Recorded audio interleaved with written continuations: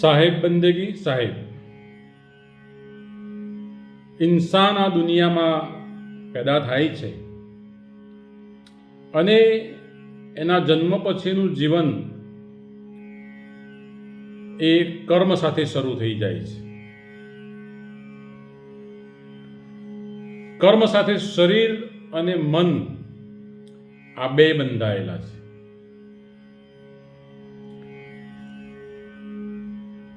ભારતીય દર્શન શાસ્ત્રમાં અને શ્રી કૃષ્ણ પરમાત્મા સહિતના અનેક અવતારી પુરુષોના જીવન દ્રષ્ટાંત, એમના જીવનના ઉદાહરણોનું વિશ્લેષણ કરીને કર્મની બાબતમાં કર્મનો સિદ્ધાંત સ્પષ્ટ કરવામાં આવ્યો છે.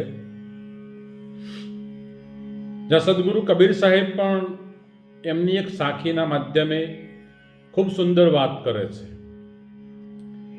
અહીં એક વર્ગખંડમાં પદાર્થ ચિતરવા માટે વસ્તુઓ ગોઠવી હોય અને ચારે બાજુ છોકરાઓને ગોઠવ્યા હોય, જેને જે દિશાએથી જે ચિત્ર વચ્ચે એક જ છે, પણ જેને જે દિશાએથી જેવો આકાર દેખાય છે એવું ચિત્રામણ થયું છે, પણ ચિત્ર તો વચ્ચે રાખેલા ચિત્રનું જ થયું છે. એટલે જે ક્ષણે જે મહાપુરુષને જે સૂઝ્યું એની વાત કરી છે અને એમાંથી બહાર નીકળવા માટેના રસ્તા પણ મહાપુરુષોએ બતાવ્યા છે એમના જીવનના અનુભવથી. એટલે કબીર સાહેબ એવું કહે છે કે કરતા થા સો ક્યો કિયા, અબ કરી ક્યું પછતાય, બોયા પેડ બબુલ કા આમ કહા સે ખાય. અને દેશી ભાષામાં આપણે એવું કહીએ કે જેવું વાવીએ એવું લણીએ. આ વાત એક સિદ્ધ થયેલી વાત છે.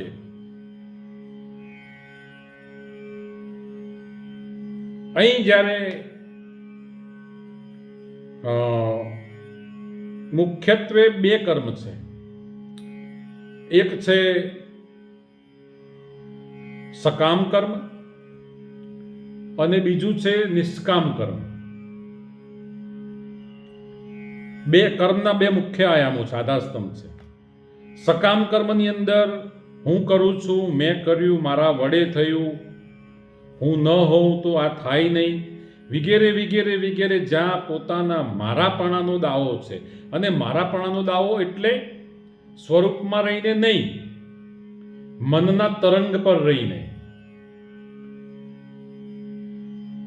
જ્યાં દાવો કરવા માટે આપણે સમર્થ નથી, આપણી અસમર્થતાની અંદર, અજ્ઞાન અવસ્થાની અંદર, મિથ્યા આભાસની અંદર આપણે જ્યાં દાવો કરીએ છીએ અથવા દાવો આપણો રહે છે, એ સકામ કર્મ છે. બીજું છે નિષ્કામ કર્મ. એ નિષ્કામ કર્મમાં દાવો નથી રહેતો. આ વાત અર્જુન અને શ્રી કૃષ્ણ પરમાત્માની એક મધ્યસ્થી તરીકે આપણે એમને લઈએ તો થોડીક આમાંથી થોડો ખુલાસો કરી શકાય કે અર્જુન જ્યારે ગુરુકુળમાં હતા ત્યારે ગુરુ દ્રોણ એમને વિદ્યા શીખવતા હતા, પણ ગુરુ દ્રોણની વિદ્યા માત્ર અર્જુનને પક્ષીની આંખ સુધી જ લઈ ગઈ.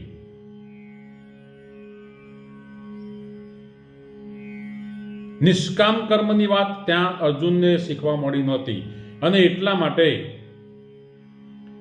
આખું મહાભારતે સર્જાયા પછી ત્યાં બરાબર યુદ્ધમાં અર્જુનને સગપણ આડા આવે, એના મનડાને મૂંઝાવે. યુદ્ધમાં અર્જુનને સગપણ આડા આવે, એના મનને હવે મૂંઝવણ પેદા થઈ છે કે હવે શું કરું. હવે તો નિર્ણાયક સમય આવ્યો છે, જ્યારે લડવાનો સમય આવ્યો છે, મુકાબલાનો સમય આવ્યો છે, પરિણામની પ્રાપ્તિનો સમય આવ્યો છે. અને એ સમયમાં અર્જુન વિષાદમાં આવી ગયા. ત્યારે શ્રી કૃષ્ણ યોગેશ્વરે ગુરુ તરીકે એમને ત્યાં સામે ઉભા રહ્યા અને વિરાટ બતાવ્યું. પાર્થ કહે પ્રભુ સગાને સહારું, હવે મને પાપથી કોણ બચાવે, આ રુધિર ભરેલો વૈભવ વાલા મને ભોગવવો ના ભાવે. યુદ્ધમાં અર્જુનને સગપણ આડા આવે. કુરુક્ષેત્રમાં કૃષ્ણ પ્રભુજી રથને મધ્યમાં લાવે, હવે કોને મારું ને ક્યાં તીર ચલાવું, મારી સમજણમાં ન આવે. હવે હું ગૂંચવાયો છું. ત્યારે શ્રી કૃષ્ણ પરમાત્મા કહે છે કે અગ્નિ ન બાળે પાણી ન પલાળે જેને વાયુ ના સુકાવે, આતમ તત્વ તારું અમર છે એમ શ્યામ સુંદર સમજાવે, ગીતા જ્ઞાન સમજાવી અર્જુનને હાથે ધનુષ ધરાવે, પુરુષોત્તમના પ્રેમે પ્રભુજીએ ભારતમાં મહાભારત રચાવે, યુદ્ધમાં અર્જુનને સગપણ આડા આવે. નિષ્કામ કર્મની વાત અર્જુનને શ્રી કૃષ્ણ પરમાત્મા ત્યાં સમજાવે છે. હવે આ બાજુ સકામ અને નિષ્કામ થયા, પણ જે સિદ્ધાંતમાં વર્ણવવામાં આવ્યા છે એ ક્રિયામણ, સંચિત અને પ્રારબ્ધ છે. ક્રિયામણ એટલે વર્તમાનમાં થઈ રહેલું કર્મ, અને સંચિત એટલે વર્તમાનમાં અત્યારે હું મગનો દાણો વાવું છું અને 4 કે 5 દિવસ પછી એમાંથી અંકુર ફૂટી અને મગનો છોડ તૈયાર થાય, એ સંચિત થયું.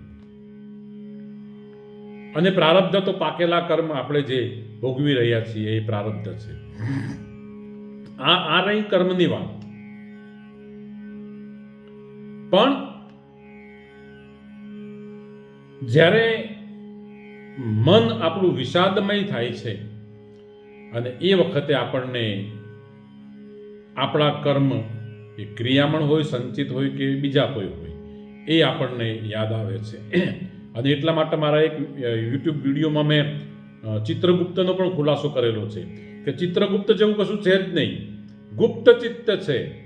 અને ગુપ્ત ચિત્તમાં બધી જ આપણે 5 વર્ષના હતા કે 3 વર્ષના હતા ત્યારથી લઈને આજ સુધીની બધી જ એન્ટ્રી અંદર આપણી પાસે અંદર જમા થતી જ જાય છે, ગુપ્ત ચિત્તની અંદર. એ ગુપ્ત ચિત્તમાં આપણને આપણી ખબર છે. હવે કર્મ નું બંધન, એમાંથી છૂટવું કેવી રીતે? મારા જીવનનો એક પ્રસંગ છે. ગુલાબનો છોડ મારા આંગણામાં હતો અને એવા એક સંજોગ પેદા થયો, મેં ગુસ્સો કરી અને કુહાડીથી એ છોડને કાપી નાખ્યો. એ કાપી નાખ્યા પછી એ વાતને લગભગ 20 વર્ષ થયા. 17 વર્ષ સુધી એ છોડ કાપ્યા પછી મારા હાથે ગુલાબનો છોડ, હું નવો છોડ લાવીને વાવું તો પણ સુકાઈ જાય અને ડાળખી કલમવાળી રોપવું તો થાય જ નહીં. છેલ્લા 3 વર્ષથી મેં મારા આત્મા તત્વને પરમાત્મા સાથે એ મારી જે માથાકૂટ કે મારી જે મથામણ છે હું જાણું છું, એ શબ્દોમાં વર્ણવી શકું એમ નથી. અને મેં ખૂબ એકાકાર કરી અને મધ્યમાં એ ગુલાબની ડાળખીઓ મેં વચ્ચે રાખી અને એટલી બધી આજીજી કરી. ત્યારે 3 વર્ષથી હવે હું ગમે તે ડાળખી પણ લાઈને રોપું તો એ મારો માલિક મારી અરજ સાંભળે છે ને સાંભળી છે. એમ જ્યારે કચરો બહુ જમા થઈ ગયો હોય તો એ કચરાને એક ચિનગારી જો ચોપી દેવામાં આવે તો એ કચરો બળીને ખાક પણ થઈ શકે છે. એટલે એક મહાપુરુષે બહુ સરસ એક સાખીમાં આપણને સમજણ આપી છે કે જીભને ચિકાસ ન અડે, સોનાને ન અડે શામ, એટલે સોનાને કાટ ન લાગે. જીભને ચિકાસ ન અડે, સોનાને ન અડે શામ, જ્ઞાની થયો, ફરી વાત કરું, જ્ઞાની થયો તેને કર્મ ન નડે અને જોગીને ન નડે કામ. જીભને ચિકાસ ન અડે, સોનાને ન અડે શામ, જ્ઞાની થયો તેને કર્મ ન નડે અને સોના અને જોગીને ન નડે કામ. જ્ઞાની થવું એટલે આ હું બોલું છું એટલે હું જ્ઞાની છું એ વાત ખોટી છે. આ ઇન્ફોર્મેશન આપું છું. જ્ઞાન એટલે સમાધાન. મને ગોળ ખાવાની મને તલબ લાગી છે, પણ જ્યાં સુધી ગોળનું ઢેફું મારા મુખ સુધી નથી આવ્યું ત્યાં સુધી હું ગોળનું વર્ણન કરીશ અને સાંભળીશ. એથી મને અનુભૂતિ, ફિલિંગ નહીં આવે, જ્ઞાન નહીં થાય. પણ ગોળનું ઢેફું મારા મુખમાં આવી ગયું અને આવ્યા પછી વર્ણન થઈ શકતું નથી. ગોળ કેવો તો ગોળનું વર્ણન થાય, પણ મીઠો, તો મીઠો કેવો, મીઠાનું વર્ણન ન થાય, એટલે મીઠાશ જેવી આવી ગઈ એટલે સમાધાન થઈ ગયું. પછી ત્યાં એ સમાધાન જ્યારે ભીતરની અંદર મન કા તરંગ માર લે બસ હો ગયા ભજન, આદત બુરી સુધાર લે બસ હો ગયા ભજન, એ ભજન જ્યારે પાકે અને ભીતરમાં એક જ્ઞાનની એક એવી ભૂમિકા પેદા થાય, પછી ત્યાં કર્મ નથી. અને એ જ્ઞાની પેન્ટ બુશર્ટવાળા હોય, એ કોઈ ફકીર હોય, એ લિબાસવાળા હોય, એ માળા મણકાવાળા હોય, કે ચાહે નાના દીકરા હોય કે મોટા હોય, સ્ત્રી હોય કે પુરુષ હોય, એ રાત્રિએ બેઠેલો હોય કે દિવસે બેઠેલો, અંધારામાં હોય કે અજવાળામાં હોય, એ જ્ઞાની જ્ઞાની છે. અને જ્ઞાનીની અવસ્થામાં પછી કર્મની બીજી વાત કરું તો ત્યાં કર્તા ભાવ છૂટી જાય છે. જો પૂર્ણ જ્ઞાન પ્રાપ્ત થાય છે તો કર્તા ભાવ છૂટે છે કે આ મેં કર્યું અથવા મારાથી થયું, અકર્તા ભાવ થાય છે. અને કૃષ્ણ ભગવાને અકર્તા ભાવમાં રહીને આખો ખેલ કર્યો હતો સાહેબ. બીજો દાખલો એનો એક આપો કે ગોપીઓ દુર્વાસા મુનિને જમવાનું લઈ અને નીકળી હતી. યમુનાજી બે કાંઠે ભરપૂર વહેતા હતા. જવું કેમ? કૃષ્ણ ભગવાનને કીધું કે પ્રભુ અમારે પેલા કિનારે જવું છે અને કઈ રસ્તો બતાવો ને. ત્યારે ગોપીઓને કીધું કે તમે યમુનાજીનું અંજલિ લઈને એમ કહો કે અમારા કૃષ્ણ બાલ બ્રહ્મચારી હોય તો માં અમને જગ્યા આપો. ગોપીઓ હસતી હતી, કારણ કે ગોપીઓની માનસિક સ્થિતિ એમને પોતાની જગ્યા પર હતી, કૃષ્ણ કૃષ્ણની જગ્યાએ હતા. ટેસ્ટ કર્યો, જગ્યા મળી ગઈ. હવે બરાબરનો ખેલ આવ્યો. ત્યાં દુર્વાસા મુનિને બરાબરનું સંતૃપ્તિ કરાવી ભોજન જમાડ્યું અને વળી પાછી જગ્યા યમુનાજીમાં જોઈતી હતી પાછા આવવા માટે. ત્યારે ગોપીઓએ દુર્વાસા મુનિને કીધું કે પ્રભુ હવે રસ્તો બતાવો. ત્યારે દુર્વાસા મુનિએ કીધું કે માતાજીને અંજલિ લઈને કહો કે અમારા ઋષિ સદા ઉપવાસી હોય તો માં અમને જગ્યા આપો. અરે કે હમણાં પેટ ભરીને તો ખાધું છે મારી નજર આગળ, પણ તમે કરો તો ખરા. અને વળી કર્યું, જગ્યા મળી ગઈ. એટલે ભોગતા ભાવ નહીં, અભોગતા ભાવ. અને એ અકર્તા ભાવ, અભોગતા ભાવ આ ઘટની અંદર પેદા કરવો, એ ત્યાં મરજીવાનો ખેલ કીધો છે. ધડ રે પર જેનું શીશ ન મળે પાનબાઈ ખેલ ખાંડા કેરીદાર. એમ તમે તમારું શીશ ઉતારો પછી તમને રમાડું 52 થી 12. આ માથું અહંકારનું માથું, હું કરું છું, માના હુઆ મેં, લોકોએ મનાવેલું હું માની બેઠો છે. હું પોતાને બાલકદાસ કહું છું, હું બાલકદાસ. અસલમાં હું બાલકદાસ નથી, હું બાબુભાઈ પણ નથી. અસલમાં તો હું જહાં જન્મ મુક્ત હતા તહાં હતા નહીં કોઈ, છઠ્ઠી તુમારી હો જગાબ ક્યુ ચલે બીજો બિગોય. 5 તત્વને બાદ કરીને છઠ્ઠો તારો જીવાત્મા મૂળ તત્વ તારું છે, એ તું છો. નામ રૂપ ને ગુણથી તું પર છો. તારી જાતિ ભાતિ રૂપ રંગ વર્ણ કશુંય નથી. લીલો પીળો લાલ સફેદો ચેતન નથી વર્ણે કાળો. જ્ઞાની પુરુષના તમે વચન વિચારો. આ તો જેમ ધાતુના ઢાળેલ હોય ઢાળો, સોનાની લગડી છે પણ જેમ ઢાળ આપ્યા તો વીંટી બનીને હાર બન્યો ને ફલાણું ને ઢીકણું, પછી નામરૂપ. ગાંઠ ગળ્યા પછી નામરૂપ ઝૂંઝવા, અંતે તો હેમનું હેમ હોય. એ હેમ રૂપમાં જ્યારે આવી જવાય, અઘાટમાં જ્યારે આવી જવાય, આ ઘાટમાંથી નીકળી અને અઘાટમાં આવી જવાય, પછી ત્યાં કર્મ છૂટી જાય છે. એટલે કર્મનું બંધન છે. એ આપણે રામકૃષ્ણ પરમહંસ હોય, વિવેકાનંદ હોય, ડાંગરેજી મહારાજ, ઘણા બધા મહાપુરુષો થયા. એ બધાને દેહ પછીનો દેહ ભાવ છૂટે છે. પછી દેહને ચાહે કંઈ પણ થાય. અને એ જ્ઞાની પછીના દેહ માટે કદી આજે પ્રાર્થના નથી કરતો. વિવેકાનંદે કીધું કે તને ઠીક લાગે માન કરજે. આ સાધનને હવે મને મારું સાધ્ય થઈ ગયું છે, હું સાધ્ય પર આવી ગયો છું, સાધનની મને હવે પરવા નથી.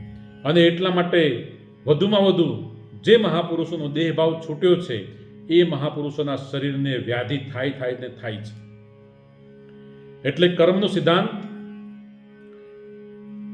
જેસલ એને તોરલે આ જ કરાવડાવ્યું હતું કે જેસલ તારા પાપ પોકારી લે હવે. અને પોકારાયા હતા એટલા માટે ત્યાં ફિલોસોફી હતી કે એને એક એને એવો પછતાવો થાય. એને એમ થાય કે ઓહો મેં આ કર્યું અને મારે કરવું આ જોઈતું હતું.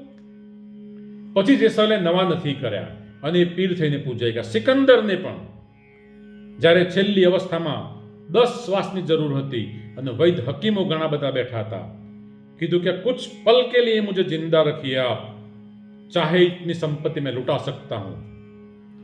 वैद हकीमोએ કીધું हमारे पास ऐसी कोई शक्ति, कोई ताकत, ऐसा कोई इलाज नहीं है कि 10-15 श्वास, 5-10 सांस आपके भीतर हम ज्यादा बढ़ा सके. ત્યારે સિકંદરને થયું કે ઓહો હો હો, આટલા માટે મેં આટલા લોકોને મારી નાખ્યા.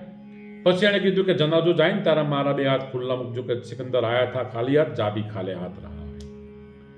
એટલે જે સમયે જાગ્યાતાથી સવાર કરી લેને બંદગી, તેરી આ પલ જાવે રે કરી લેને બંદગી, ગઈ પલ પાછી ફેર નહીં આવે રે કરી લેને બંદગી. સાહેબ કબીર કહે છે કે અબ ના બની તો ફિર ક્યા બનેગી, નરતન દેહ તુજે ફિર ના મિલેગી, અબ ના બની તો ફિર ક્યા બનેગી. એટલે આજ આ દેહમાં, મનુષ્ય દેહમાં જ જે ક્ષણે જાગૃતિ આવી જાય, અને જાગૃતિ આવી ગયા પછી સાહેબ તમે જ્યારે સવારનું પરોઢ થાય છે ને, પછી રાત્રિ નથી રહેતી. પછી તો આપણી આંખ બંધ હોય ને ત્યારે અંધારું દેખાય છે. એટલે અજવાળામાં આવી ગયા, વાત પૂરી થઈ જાય છે. ત્યાં કર્મનો સિદ્ધાંત પણ ત્યાં પૂરો થઈ જાય છે. સાહેબ બંદગી, સાહેબ